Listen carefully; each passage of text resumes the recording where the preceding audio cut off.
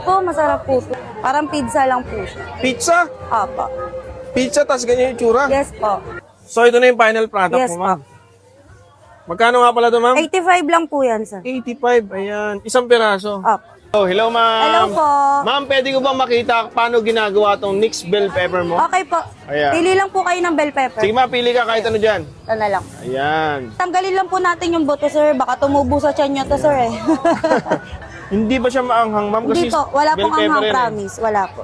Ayan. Dahil lagyan po natin siya ng cream cheese. Cheetos. Ah, Cheetos. Kala ko cheese ring. Ma'am, tanungin na kita, hindi ba weird yung lasa niyan? Hindi po, masarap po to. Bago po namin itinda, tinatry na po na. Nagtitiwala ako sa sinasabi Yes mo na po. masarap yan, ha? Parang pizza lang po siya. Pizza? Opo. Pizza, tas ganyan yung tsura? Yes po. Then, cream cheese po ulit on top. Ayan. Bacon din po ba ang add-ons, no? Ma'am, ano tong mga add-ons na to? May bacon po tayo, tsaka pepperoni po. Ayan, sige ma'am, yung bacon. Okay po. So, ito na yung final product Yes mo, ma'am.